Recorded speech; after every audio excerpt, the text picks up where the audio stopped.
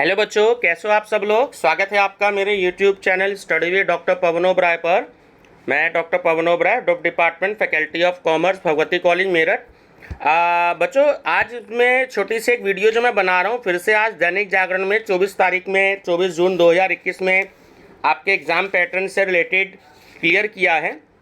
तो मैंने सोचा कि आपसे डिस्कस कर दूं, क्योंकि कल ये एक्चुअली थोड़ी सी प्रॉब्लम थी कि ये नहीं क्लियर था कि 75 क्वेश्चन ही आएंगे या 75 100 आएंगे तो 75 करने होंगे या 75 क्वेश्चन में से ही हमें 75 क्वेश्चन करने होंगे। तो आज के न्यूज़पेपर में बिल्कुल क्लियर है, तो आज इसको आप समझ लीजिएगा।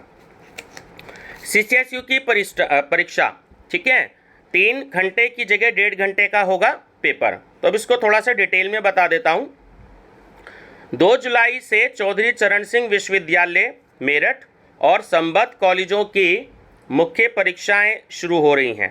कोविड की वजह से इस बार स्नातक द्वितीय वर्ष, स्नातक और परास्नातक यानी यूजी और पीजी, ठीक है, सेकेंड ईयर और थर्ड ईयर, और यानी कि फाइनल ईयर की परीक्षा जो होगी, और शेष कक्षाओं में, शेष मतलब जो फर्स्ट ईयर के रह गए यूजी के और पीजी के, तो उनमें छात्रों को बगैर परीक्षा के ही प्रमोट कर दिया जा रहा है।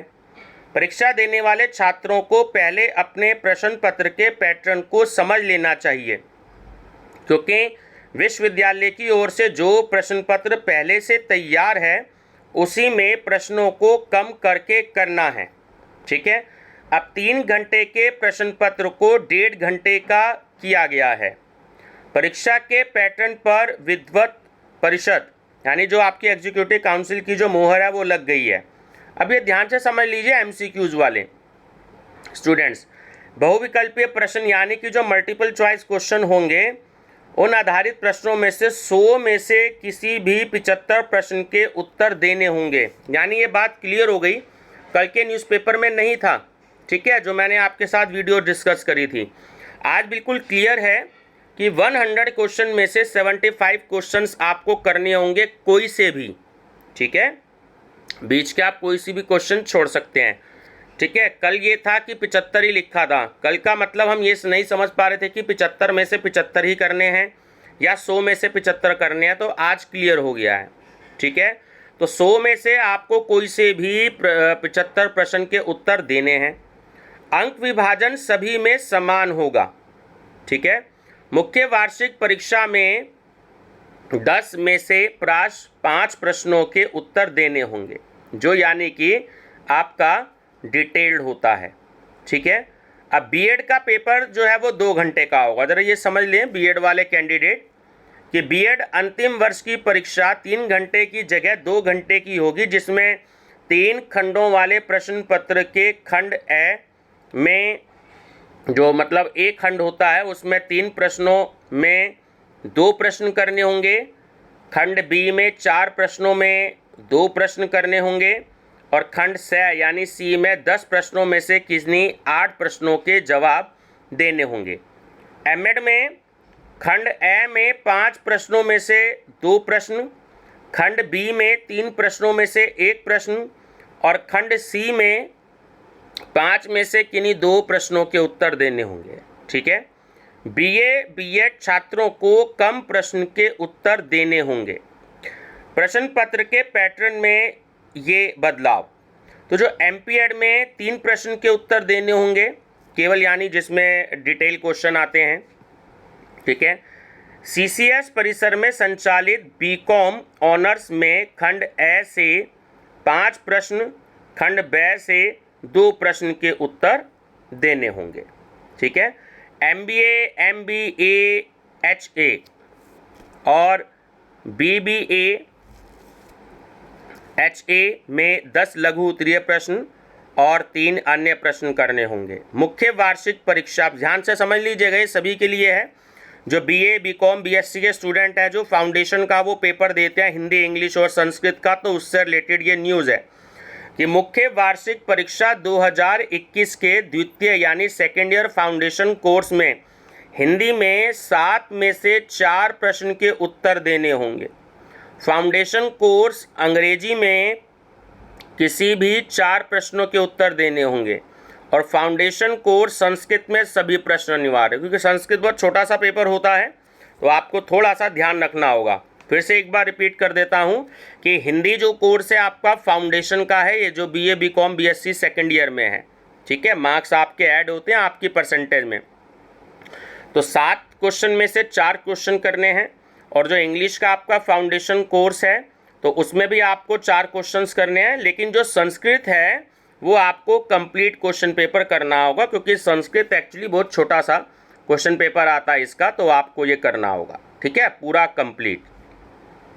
अब इसमें एक नई चीज़ और यूनिवर्सिटी ने दी है, ये तो खैर कल तक विश्वविद्यालय के परीक्षा फॉर्म भी भरे जाएंगे, तो चौधरी चरण सिंह विश्वविद्यालय से संबद्ध कॉलेजों में जो भी कोई सेल्फ फाइनेंस योजना के तहत BBA, BCA, BLLB, BCom, LLB, BJMC, BVoc, BSc computer science, BSc home science, BLib, MJMC, MSc biotechnology, MSc home science, MBA, CS, MJMC, MSc biotechnology, MSc home science और एमए, एमबीए, सीएस कोर्स में परीक्षा form भरने की अंतिम तिथि 25 जून है। इसके साथ ही एलएलबी, एलएलएम में दूसरे सेमेस्टर की मुख्य परीक्षा बैक परीक्षा फॉर्म भरने की अंतिम तिथि जो है वो 25 जून है। जिन्होंने फॉर्म नहीं भरा वो भर सकते हैं।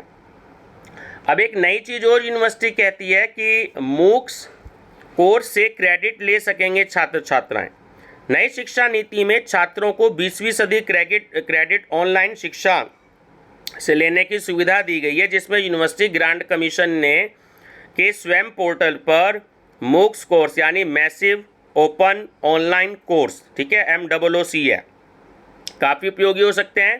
तो यूजीसी के ऑनलाइन पोर्टल पर 83 स्नातक और 40 प्रस्नातक कोर्स स्तर पर कोर्स दिए हुए हैं। नई शिक्षा नीति के तहत छात्र 20वीं सदी क्रेडिट इन कोर्स से ले सकते हैं। इस कोर्स के क्रेडिट को वे ट्रांसफ़र भी कर सकेंगे। यूजीसी के ये मूक्स कोर्स पूरी तरीके से निःशुल्क हैं, जिसमें छात्र घर बैठे रजिस्ट्रेशन करके पढ़ सकते हैं। चौधरी चरण सिंह विश्वविद्यालय के नए सिलेबस के अनुसार इन कोर्सेज के क्रेडिट हासिल कर सकते हैं, ठीक है। हालांकि इस पोर्टल पर कोर्सेज की संख्या बहुत अधिक है, जिसे देखते हुए विश्वविद्यालय स्तर पर अब शिक्षकों को भी इसके लिए प्रशिक्षित किया जाएगा। ये लेटेस्ट न्यूज़ थी जो मैंने आपको दी, ठीक है। एक न्यूज़ और है कि आगामी सत्र है, यानी अब जो अगस्त में जो भी कोई बच्चे एडमिशन लेंगे जो इस समय 12th में हैं, तो अब वो आगे बीए, बीकॉम, बीएससी में एडमिशन लेंगे, तो इसमें नए सत्र से जो पढ़ाई शुरू होगी वो नए सिलेबस से होगी।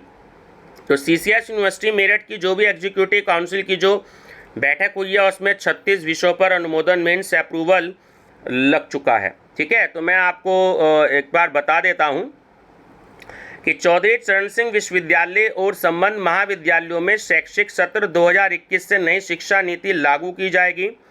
बुधवार को एग्जीक्यूटिव काउंसिल की जो बैठक हुई, इसमें बोर्ड ऑफ स्टडीज़ से तैयार किए गए 36 विषयों के पाठ्यक्रम को परिषद ने अनुमोदित कर दिया, यानी अप्रूव्ड कर दिया। नए पाठ्यक्रम में छात्रों को मुख्य विषयों के साथ स्किल आधारित कोर्सेज भी करने होंगे। कुलपति प्रोफेसर NK तनेजा की अध्यक्षता में विद्वत परिषद की जूम पर हुई मीटिंग में हुई, जिसमें निर्णय लिया गया कि विश्वविद्यालय परिसर में संचालित सर छोटूराम इंजीनियरिंग कॉलेज में बीटेक ऑनर्स की डिग्री भी दी जाएगी, और इसके अंतर्गत छात्र प्रत्येक सेमेस्टर में NTPEL के माध्यम से एक ही बार में उत्तीर्ण कर लेता है तो उसे बीटेक ऑनर्स की डिग्री मिलेगी। रामचरितमानस में विज्ञान और श्रीमद् भगवद गीता में विज्ञान के सिलेबस को माइनर सब्जेक्ट में शामिल किया गया है। उच्च शिक्षा विभाग से प्राप्त स्नातक कंप्यूटर साइंस के सिलेबस को भी स्वीकार कर लिया गया है। अब ये टीचर्स के लिए बहुत इम्पॉर्टेंट है कि अगर उन्हें डीलिट करनी है या DSC करनी है तो कुछ यूनिवर्सिटी ने नए रूल्स बनाए हैं कि परिषद की बैठक में डीलिट और DSC के संशोधित ऑर्डिनेंस को भी स्वीकार कर लिया गया है। डीलिट और DSC करने वाले अभ्यर्थी की कम से कम 10 साल की सेवा होनी चाहिए पीएचडी में किए गए कार्य की गुणवत्ता भी देखी जाएगी। 10 जर्नल में पेपर पब्लिश होने भी अर्हता रखी गई है, यानी कि 10 जर्नल में पेपर पब्लिश होने चाहिए। इसमें 3 पेपर यूजीसी की ए कैटेगरी के जर्नल में प्रकाशित होने चाहिए।